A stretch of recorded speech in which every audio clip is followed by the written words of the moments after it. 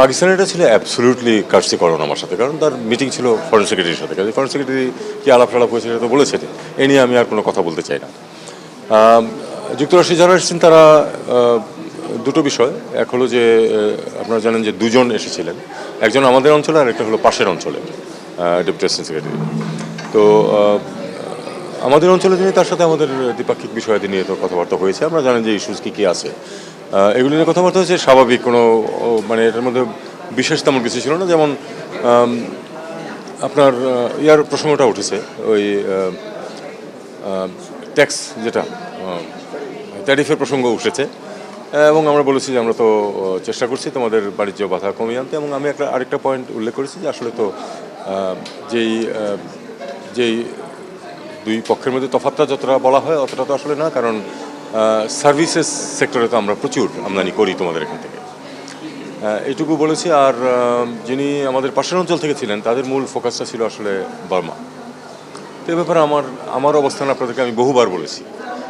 আমি এক্স্যাক্টলি একই কথা তাদেরকেও বলেছি যে আসলে রোহিঙ্গা সমস্যার সমাধান না হলে, যদি ওখানে যুদ্ধ শেষও হয়ে যায়, তারপরে শান্তি আসবে না।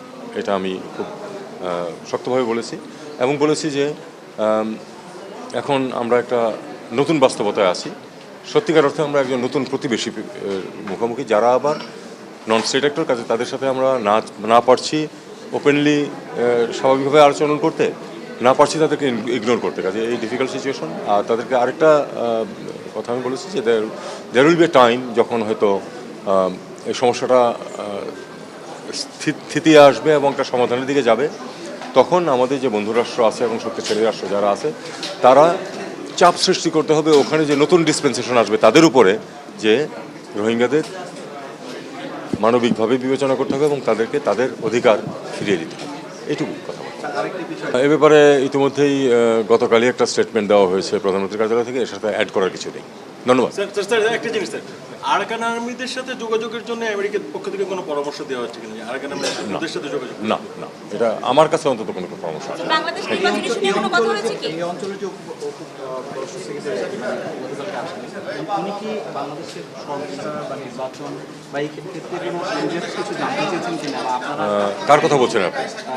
মার্কিন না, এই সম্বন্ধে আমার কাছে কিছু জানতে